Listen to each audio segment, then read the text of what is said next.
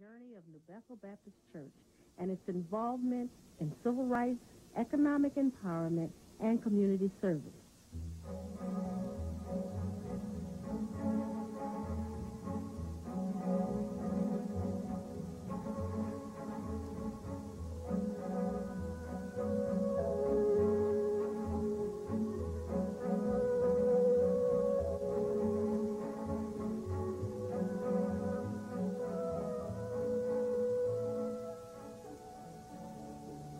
Our church was founded by a Christian group of women known as the Helping Hand Society. For 69 years, the New Bethel ministries have been helping others through prayer, financial support, and encouragement. Through the years, God has blessed New Bethel with great spiritual leaders, men and women who had strong faith, courage, and creative ideas. In the 1960s, New Bethel was heavily involved in the civil rights movement. The historic Civil Rights March of June 23, 1963 in Detroit, led by two Baptist ministers, Dr. Martin Luther King Jr. and the late Reverend C.A.W. Franklin, would signal the end to most forms of segregation in the city of Detroit. Reverend Franklin, you're chairman of today's Walk to Freedom. Are you satisfied with the turnout you've gotten here? I'm more than satisfied and very happy about the whole thing. Just what do you hope to accomplish here, Reverend Franklin? Well, the original purpose of getting this group together was to protest this southern situation, particularly in Birmingham and Jackson.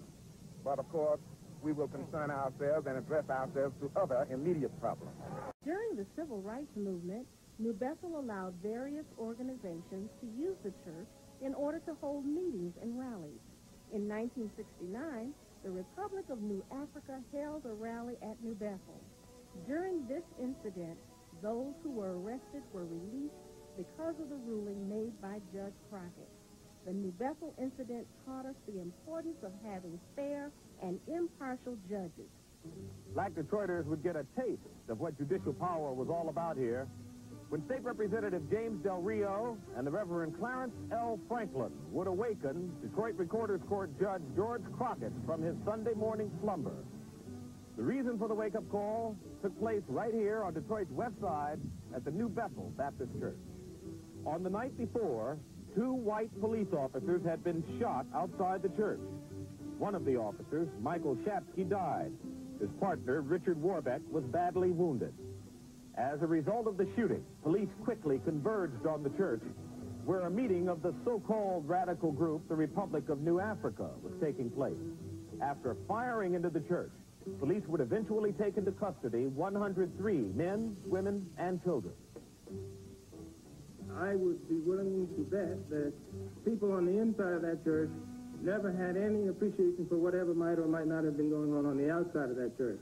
And to think of the police coming in and starting firing directly into a church is incomprehensible to me. And so Del Rio and the Reverend Franklin sought the aid of Judge Crockett, complaining that the detained were being held here at police headquarters downtown in violation of their constitutional rights.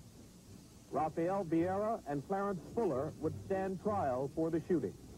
After one of the longest jury deliberations in history, the two were found not guilty. Judge Crockett would receive an apology from most of those who opposed his earlier decisions, and black Americans living in Detroit would experience their first taste of a new kind of justice, as Judge Crockett stood strong against the wind.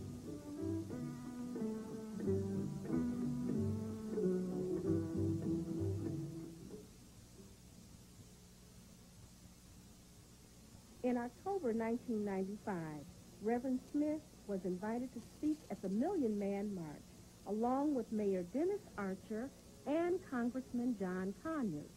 New Bethel and the city of Detroit were well represented on this day of prayer and atonement. New Bethel has an abundance of children in the church.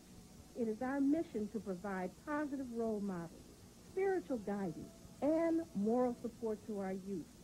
In the past, our athletic programs have changed the lives and attitudes of many young men and women by teaching the importance of teamwork.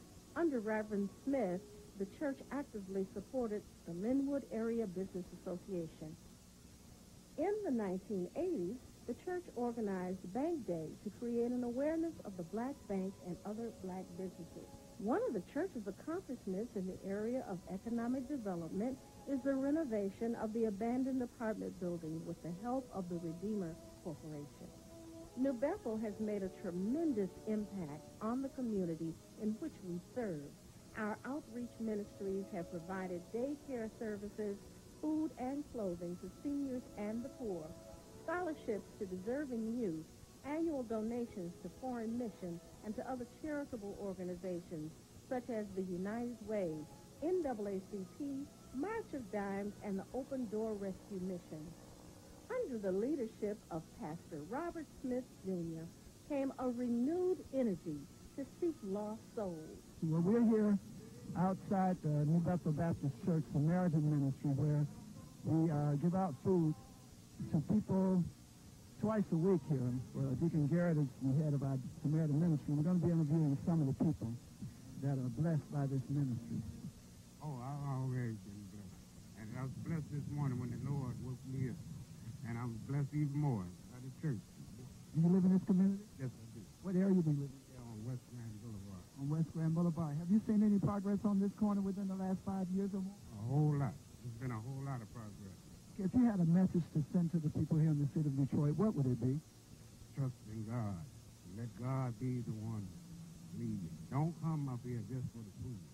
Because God, He's more tasty than anything you eat. He'll keep you pulled up. All right, God bless you. That's good words for those of you.